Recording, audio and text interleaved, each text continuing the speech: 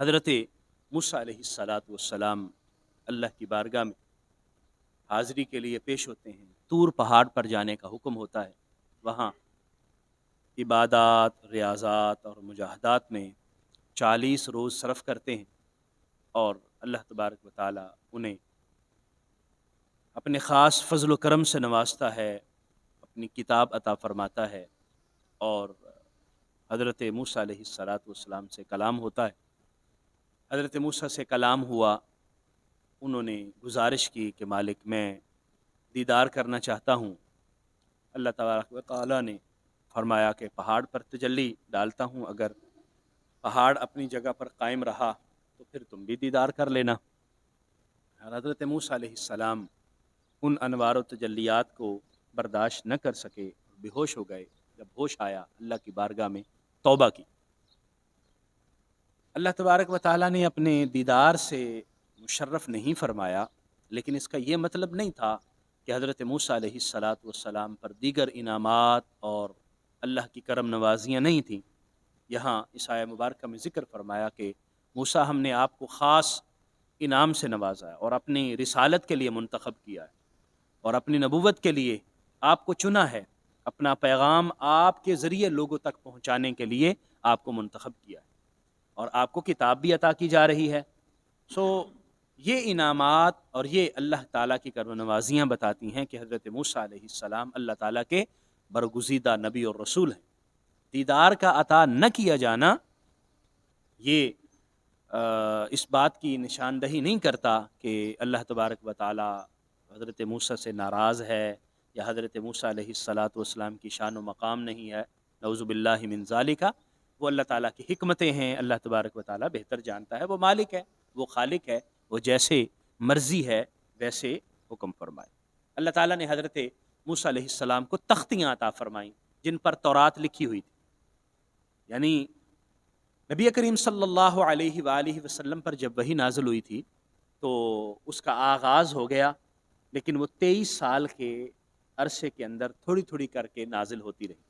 حضرت موسیٰ علیہ السلام کو تورات عطا فرمائی گئی. وہ تورات کی تختیاں اکٹھی عطا فرما دی گئی اور فرمایا یہ کتاب ہے، یہ الواح ہے، یہ تختیاں ہیں، اور اس میں اللہ تعالیٰ نے ہر شے کو تفصیل سے بیان کر دیا. نصیحت آموز باتیں آپ کو لکھ کے اس میں دے دیں. اب آپ اس کو لے لیجئے، مضبوطی سے تھام لیجئے اور اس کو پڑھیے اور لوگوں کو جا کے اس کی تلقین کیجئے. ایک ہے کائنات کے اندر باقی کتابیں، دنیا میں لکھی جانے والی دیگر لوگوں کی باتیں، اور جو لوگ اپنی اپنی اقوال زرعی اور اچھی اچھی باتیں بیان کرتے ہیں وہ ایک طرف ہیں، اور جو اللہ نے ارشاد فرمائی ہیں ان کا متبادل کوئی نہیں ہو سکتا. اللہ کا کلام وہ مالک کا کلام ہے، بادشاہ کا کلام ہے، اور وہ کلاموں کا بھی بادشاہ ہوتا ہے. بادشاہ کا کلام کلاموں کا بادشاہ ہوتا ہے، تو اللہ کا کلام ہے وہ کلاموں کا بادشاہ ہے. اس لیے فرمایا یہ ساری اچھی چیزیں ہیں، اچھی باتیں ہیں، ان کو اختیار کیجئے، مضبوطی سے تھامیے، اور اپنی قوم کو بھی حکم دیجئے کہ وہ ان باتوں کو اختیار کر لیں. جو لوگ اکڑتے رہے، تکبر کرتے رہے اور اپنے آپ کو بڑا سمجھتے ہیں، وہ اللہ تبارک و تعالیٰ کی کرم نوازی کے حقدار نہیں ہوں گے. اللہ تعالیٰ جب ایمان کی دولت عطا فرمائے گا تو یہ محروم لوگ اللہ تعالیٰ کی اس خاص نعمت سے بالکل بے بہرا رہیں گے اور محروم رہیں گے. کیوں؟ کیونکہ انہوں نے تکبر کیا. تکبر کیا ہوتا ہے جی؟ تکبر اپنے آپ کو بڑا سمجھنا، حق کو قبول کرنے سے انکار کر دینا، اور لوگوں کو حقیر سمجھنا. حق آئے اور آدمی اس کو قبول نہ کرے، سمجھے کہ جو میں ہوں وہ درست، میں جس رستے پر ہوں وہ ٹھیک ہے. اور یہ جو لے کے آئے ہیں حضرت موسیٰ علیہ الصلاۃ والسلام نے جو بیان فرمایا، یا دیگر انبیاء کرام جو بیان فرماتے ہیں، تو ان کو یہ سمجھنا کہ یہ درست نہیں ہے اور میں ٹھیک ہوں، اور لوگوں کو حقیر سمجھنا کہ میں ان سے بڑا ہوں اور یہ سارے جو ہے وہ کچھ حیثیت نہیں رکھتے، یہ تکبر ہے. اور تکبر کرنے والے اللہ کی رحمت سے، اس کی کرم نوازی سے محروم رہ جاتے ہیں. اس لیے یہاں ارشاد فرمایا جا رہا ہے کہ میں اپنے کرم اور مہربانیاں ان لوگوں کو دوں گا جو عاجز ہیں، جو منکسر المزاج ہیں اور جھک جانے والے ہیں، جو اکڑنے والے ہیں، تکبر کرنے والے ہیں. میں ان پر اپنا کرم نہیں فرماؤں. کہ نیکی کی تلقین کی جا رہی ہے، نیکی کا رستہ دکھایا جا رہا ہے، نیکی کی بات بتائی جا رہی ہے، اس کو قبول کرنے کے لیے تیار نہیں ہے. اور اگر کہیں کوئی گناہ کا کام آ رہا ہے، کوئی نافرمانی کی بات ان کے سامنے آ رہی ہے، تو اس کو بھاگ کے اپنا لیتے ہیں، اس کو بھاگ کے اختیار کر لیتے ہیں۔ انسان کے اعمال قیامت کے دن اس کے سامنے ہوں گے اور وہی ملے گا جو اس نے کیا ہے۔ اور اگر آدمی یہ سمجھتا ہے کہ میں کچھ بھی نہ کروں، کوئی نیکی کا کام نہ کروں اور آخرت میں مجھے اس کا اجر بھی مل جائے اور مجھے کامیابی بھی مل جائے، تو ایسا نہیں ہوتا۔ اللہ تعالیٰ کا جو نظام عدل ہے وہ اس کے معنی ہے۔ اللہ تعالیٰ نے ہمیں فرمایا نیکی کرو گے وہ مل جائے گی، لہا ما کسبت وعلیہا مکتسبت، جو نیکی کرے گا اس کو نیکی مل جائے گی، جو برائی کرے گا برائی ملے گی۔ لا تازر وازرۃ وزر اخری، اور کسی کا کوئی بھی بوجھ اٹھانے والا کسی اور کا بوجھ نہیں اٹھائے گا، اس نے جو کچھ کیا ہے اس کو خود ہی بھگتنا پڑے گا۔ ان آیات مبارکہ سے ہمیں یہ علم ہوا کہ اللہ تعالیٰ اپنے انبیاء کرام پر جو فضل اور کرم فرماتا ہے، ہم یہ چاہتے ہیں کہ ہمارے اوپر اللہ فضل کرم فرمائے تو ہم انبیاء کرام کے ساتھ جڑ جائیں، چونکہ ہمارے نبی رحمت سرور کائنات صلی اللہ علیہ وسلم اللہ کے آخری نبی ہیں۔ اب کہ آپ کے بعد کوئی نبی نہیں آئے گا تو ہم حضور کی تعلیمات کے ساتھ جڑ جائیں۔ تو اللہ تعالیٰ کی جو رحمتیں نبی کریم صلی اللہ علیہ وسلم کو عطا ہوں گی، انشاءاللہ اس کا حصہ ہمیں بھی حضور کے وسیلے سے ہمیں بھی ملے گا۔ جڑ جانے کے اندر عافیت ہے، اتباع کے اندر عافیت ہے، اور پیروی کرنے کے اندر ہی انسان کی کامیابی ہے۔ اور پھر یہاں ہمیں یہ بھی بتایا گیا کہ اللہ تعالیٰ جو کلام اور حکم عطا فرماتا ہے اس کو تھام لینے میں انسان کی کامیابی ہے۔ اور پھر یہاں ہمیں یہ بھی پتہ چلتا ہے کہ ہمیں تکبر زیبا نہیں ہے، بڑا اللہ ہے اور بڑائی اسی کو زیبا ہے۔ ہم انسان ہیں، ہماری کوئی حیثیت بھی نہیں ہے، ہمارا وجود ایک قطرے سے بنا، ہم کیا ہیں اور ہم اپنے آپ کو کیا سمجھتے ہیں، کوئی حیثیت نہیں ہے۔ اس لیے اپنے آپ کو ہمیں اللہ کا عاجز بندہ ہی سمجھنا چاہیے، اسی میں عافیت ہے، کیونکہ تکبر کرنے والے اللہ کے کرم سے محروم ہو جاتے ہیں، اللہ کے رحم سے محروم ہو جاتے ہیں، اس لیے تکبر انسان کو زیبا نہیں۔ اور یہ بھی فرمایا گیا کہ جب کوئی نیکی کی بات آپ تک پہنچے تو اس کو اپنا لیں، برائی کی بات پہنچے تو اس سے دور ہو جائیں، کیونکہ فاسقوں اور نافرمانوں کا طرز عمل یہ ہے کہ وہ جو نیکی کی بات ان کو بتائی جاتی ہے تو اس کو اختیار نہیں کرتے، اور جو گناہ ان تک پہنچتا ہے اس کو بھاگ کے اپنا لیتے ہیں اور اس پر عمل کرتے ہیں۔ اور پھر ہمیں یہاں یہ بھی بتایا گیا کہ انسان اگر اللہ کی آیات کو جھٹلائے گا، آخرت کا انکار کرے گا، تو کوئی بھی نیکی کے کام کر لے، بڑے بڑے نیکی کے کام کر لے، جتنے بھی لوگوں کے لیے خیرات والے کام کر لے، اس کا فائدہ اس کو آخرت میں نہیں ہونے والا۔ وہ نیکی کے جو بھی عمل ہیں دنیا میں رہ جائیں گے، آخرت میں اس کا کوئی فائدہ نہیں ہوگا۔ آخرت میں فائدے کے لیے ایمان کی ضرورت ہے، اور ایمان ہوگا تو نیک اعمال آخرت میں فائدہ دیں گے۔ اعوذ باللہ من الشیطان الرجیم، بسم اللہ الرحمن الرحیم، وَلَقَدْ يَسَّرْنَا الْقُرْآنَ لِلذِّكْرِ فَهَلْ مِن مُدَّكِرٍ۔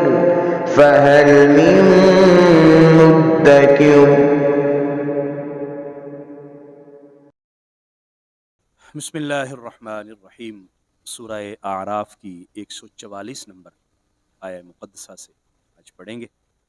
اعوذ باللہ من الشیطان الرجیم، بسم اللہ الرحمن الرحیم۔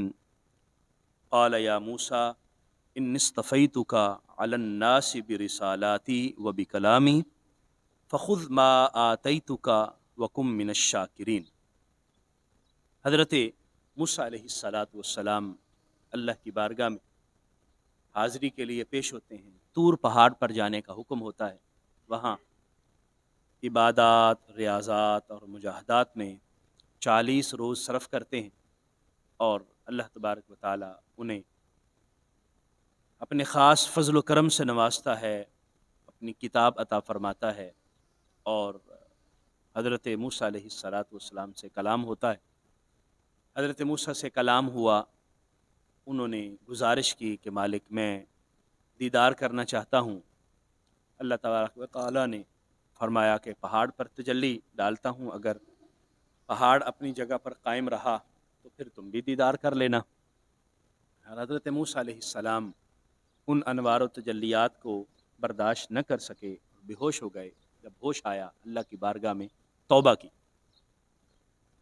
اللہ تبارک و تعالیٰ نے اپنے دیدار سے مشرف نہیں فرمایا، لیکن اس کا یہ مطلب نہیں تھا کہ حضرت موسیٰ علیہ الصلاۃ والسلام پر دیگر انعامات اور اللہ کی کرم نوازیاں نہیں تھیں۔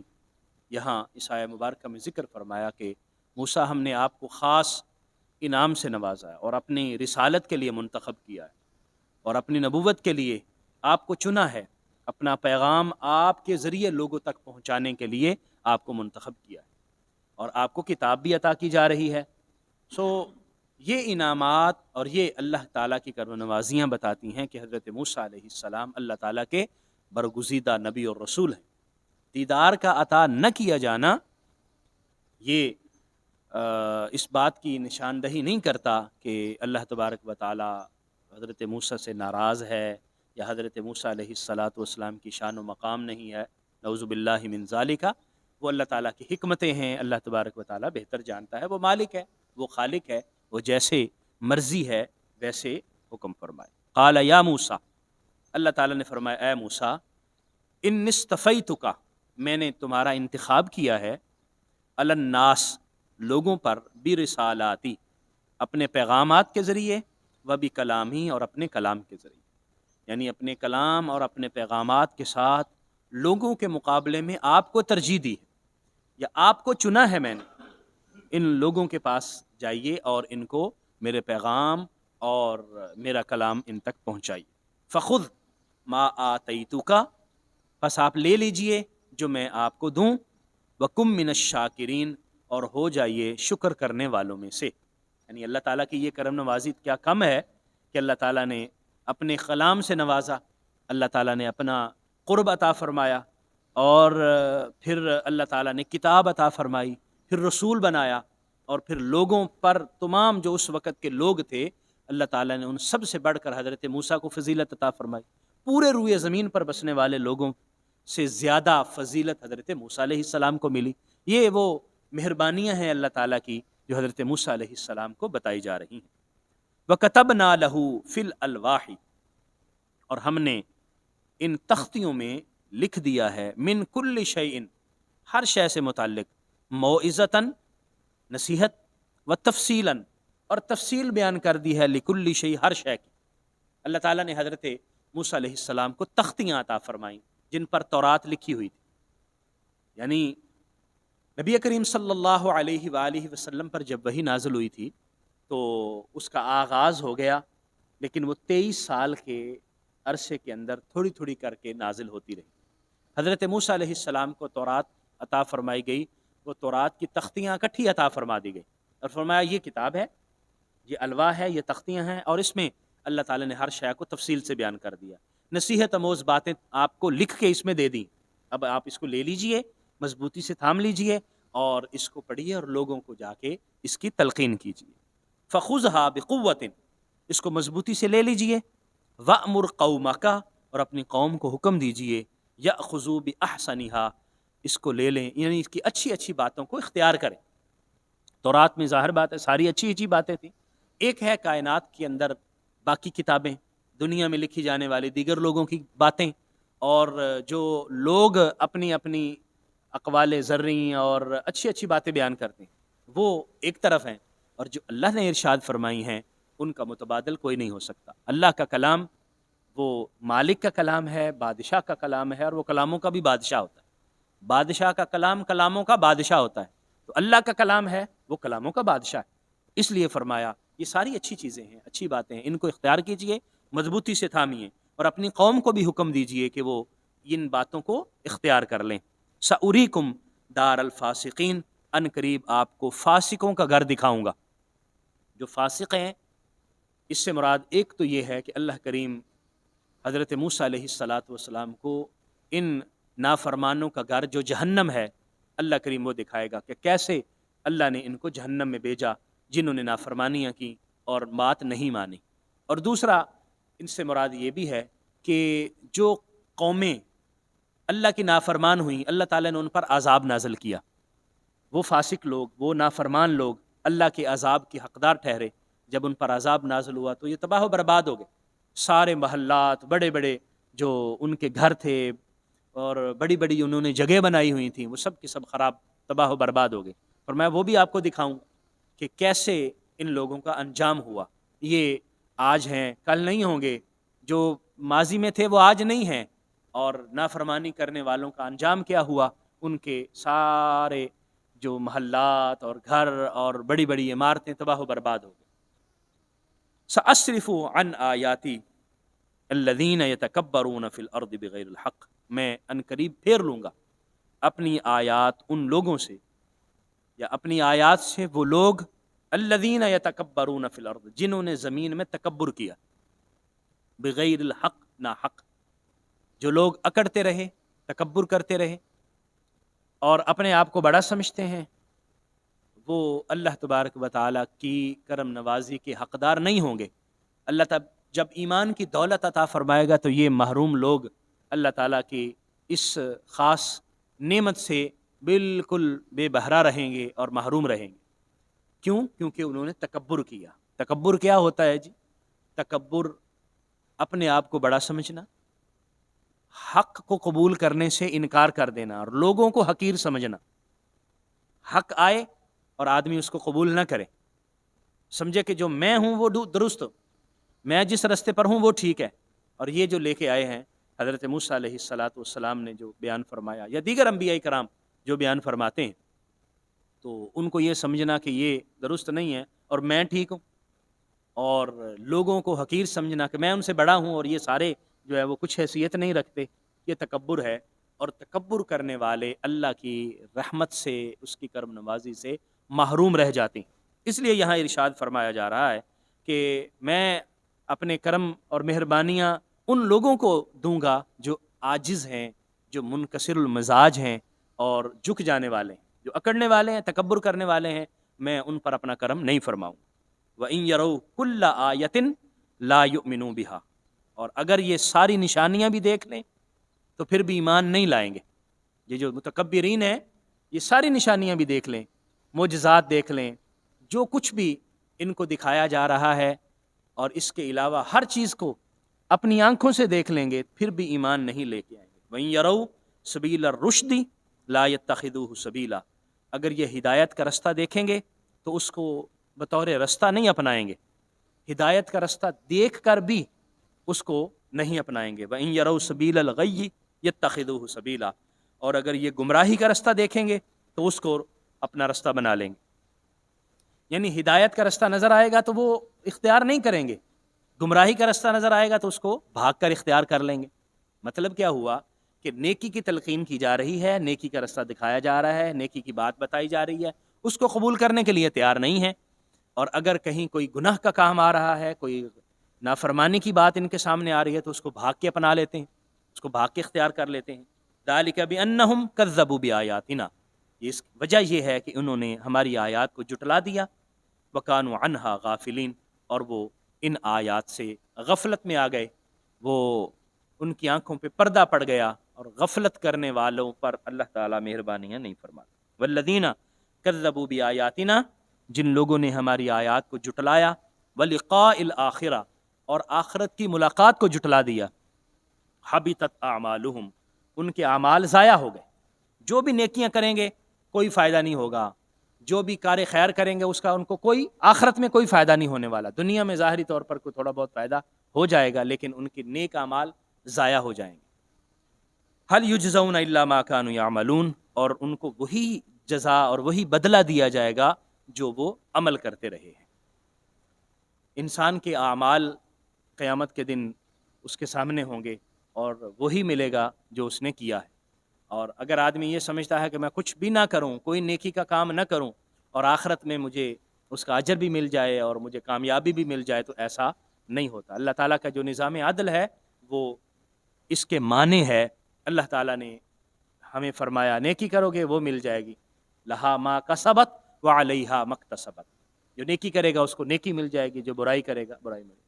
لا تازر وازرۃ وزر اخری، اور کسی کا کوئی بھی بوجھ اٹھانے والا کسی اور کا بوجھ نہیں اٹھائے گا، اس نے جو کچھ کیا ہے اس کو خود ہی بھگتنا پڑے گا۔ ان آیات مبارکہ سے ہمیں یہ علم ہوا کہ اللہ تعالیٰ اپنے انبیاء کرام پر جو فضل اور کرم فرماتا ہے، ہم یہ چاہتے ہیں کہ ہمارے اوپر اللہ فضل کرم فرمائے تو ہم انبیاء کرام کے ساتھ جڑ جائیں، چونکہ ہمارے نبی رحمت سرور کائنات صلی اللہ علیہ وسلم اللہ کے آخری نبی ہیں، اب کہ آپ کے بعد کوئی نبی نہیں آئے گا، تو ہم حضور کی تعلیمات کے ساتھ جڑ جائیں۔ تو اللہ تعالیٰ کی جو رحمتیں نبی کریم صلی اللہ علیہ وسلم کو عطا ہوں گی، انشاءاللہ اس کا حصہ ہمیں بھی حضور کے وسیلے سے ہمیں بھی ملے گا۔ جڑ جانے کے اندر عافیت ہے، اتباع کے اندر عافیت ہے، اور پیروی کرنے کے اندر ہی انسان کی کامیابی ہے۔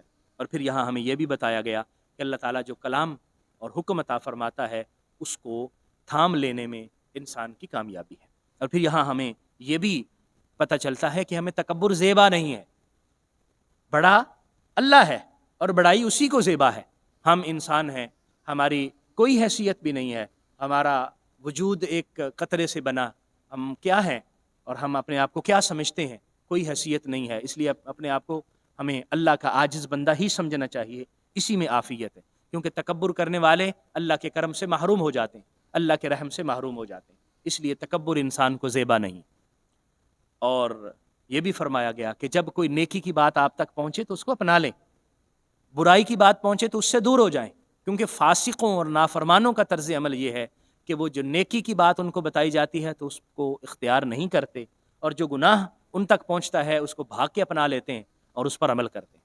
اور پھر ہمیں یہاں یہ بھی بتایا گیا کہ انسان اگر اللہ کی آیات کو جھٹلائے گا، آخرت کا انکار کرے گا، تو کوئی بھی نیکی کے کام کر لے، بڑے بڑے نیکی کے کام کر لے، جتنے بھی لوگوں کے لیے خیرات والے کام کر لے، اس کا فائدہ اس کو آخرت میں نہیں ہونے والا۔ وہ نیکی کے جو بھی عمل ہیں دنیا میں رہ جائیں گے، آخرت میں اس کا کوئی فائدہ نہیں ہوگا۔ آخرت میں فائدے کے لیے ایمان کی ضرورت ہے، اور ایمان ہوگا تو نیک اعمال آخرت میں فائدہ دیں گے۔ اللہ کریم ہمیں سمجھنے کی توفیق عطا فرمائے۔ آمین۔ وآخر دعوایا ان الحمد للہ رب العالمین۔